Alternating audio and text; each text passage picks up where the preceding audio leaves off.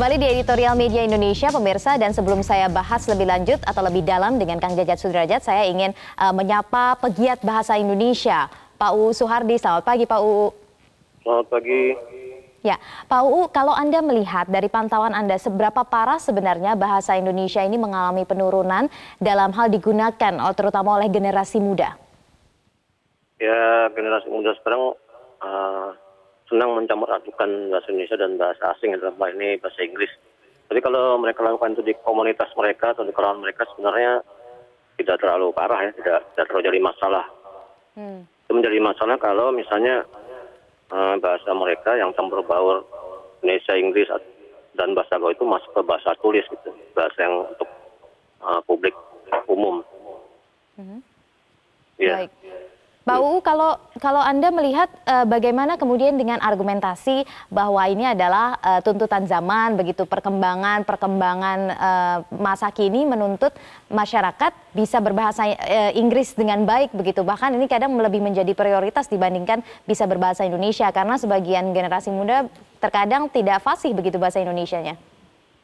Kalau untuk menguasai bahasa Inggris tentu perlu ya, karena untuk pergaulan internasional, untuk lebih maju dalam pekerjaan misalnya, tentu saja harus menguasai bahasa Inggris gitu. Tapi yang penting adalah pengutamaan bahasa Indonesia gitu.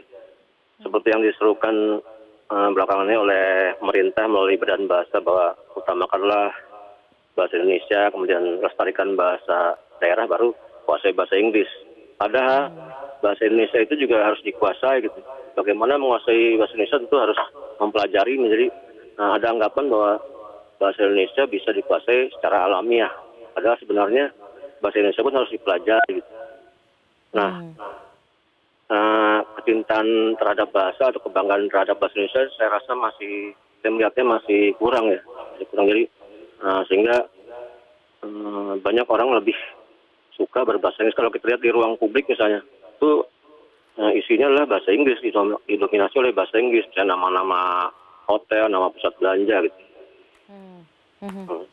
Kalau Anda melihat, apakah ini permasalahan untuk lebih praktis saja atau sebenarnya ada rasa kebanggaan yang masih kurang terhadap bahasa pemersatu ini?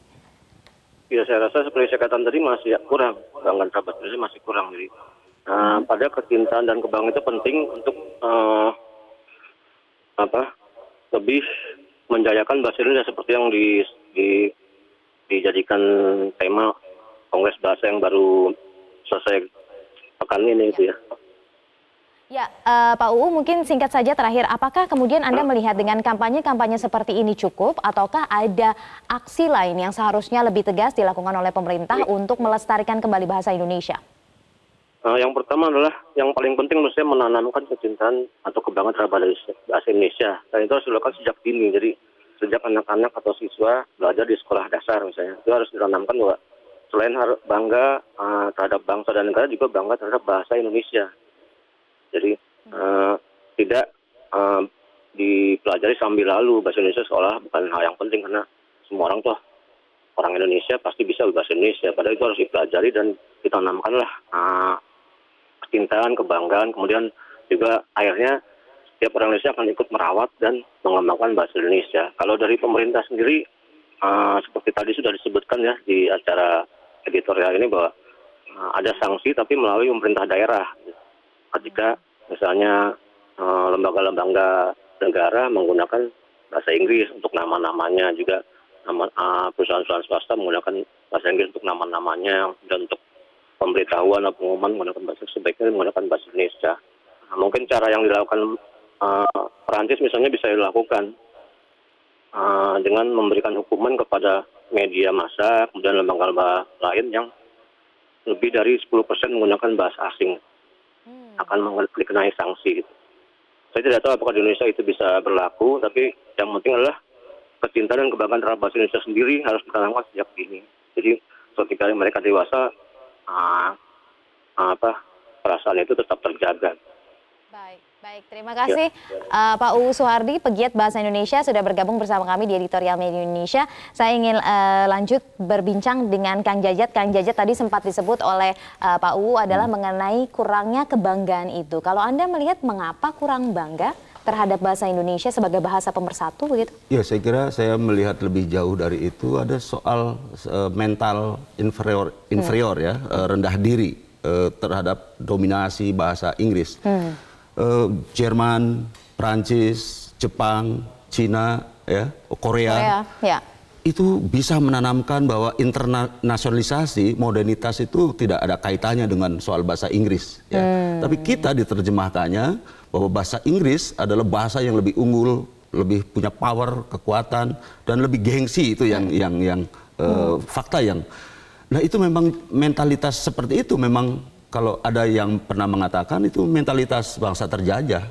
Jadi ini persoalan serius. Ya, kalau kita bicara soal membangun karakter bangsa, dulu Bung Karno selalu menggelorakan bahwa kita harus mandiri, harus punya karakter sendiri, dan bahasa Indonesia di dalam undang-undang disebut di dalam UUD 45 sebagai bahasa nasional kita, dan para pejabat kita wajib dan harus memakai bahasa Indonesia untuk berbicara di forum-forum internasional kalau itu resmi, dan seterusnya.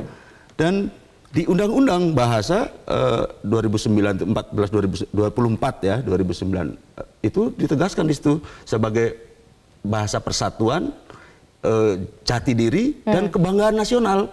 Apa maksudnya?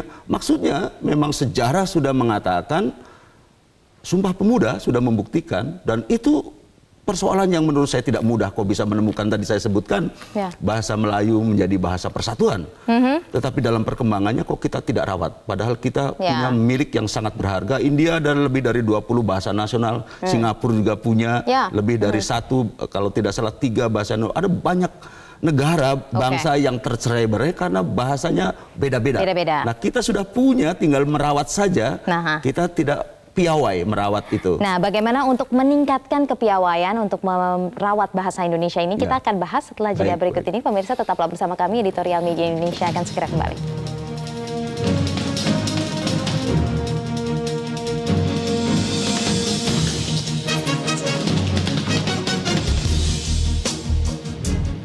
Ya, kembali di Editorial Media Indonesia, pemirsa, dan saya ingin sapa sejumlah penelpon yang sudah terhubung melalui sambungan telepon. Yang pertama adalah Pak Tumbur di Batam. Selamat pagi.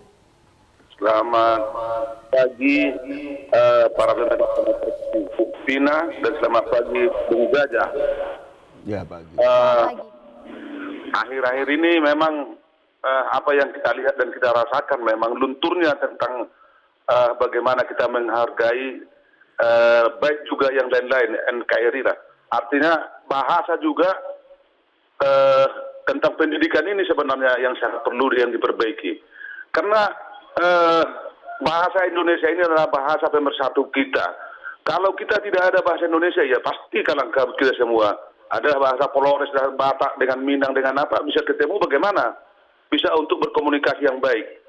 Ini saya pikir perlu dirawat, dan memang ini harus daripada petinggi-petinggi kita, katakanlah buat aturan yang baik. Contohnya di instansi terkait, katakanlah di dinas tertentu, jangan sudah kepala dinas atau apa, kabitnya juga pakai bahasa daerah, ya tentu yang lain-lain ngikut. Harus dari pucuk pimpinan. Kalau dibuat aturan di lingkungan pegawai ini tidak boleh bahasa Indonesia, tidak boleh bahasa daerah, itu kan bagus juga pakai bahasa Indonesia yang baik. Kalau kita lihat juga sekarang ini, tolong masukannya juga tentang sudah banyak sekolah yang tidak menaikkan bendera merah di hari Senin. Ini saya pikir harus ditindak. Itu ada yang menindak dinas tertentu, dinas pendidikan.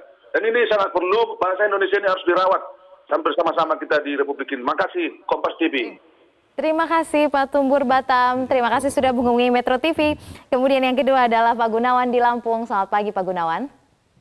Selamat pagi. Assalamualaikum. Waalaikumsalam. Silakan komentaran Bapak mengenai bahasa Indonesia. Ya, terima kasih. Assalamualaikum Kang Jajat. Kangen. Masya Allah. Ini guru saya di dalam bahasa Indonesia ini sangat tepat ini Kang Jajat mengungkap masalah ini. Yang jelas kita harus memiliki rasa bangga terlebih dahulu terhadap bangsa Indonesia. Artinya kita jangan dulu melupakan sejarah.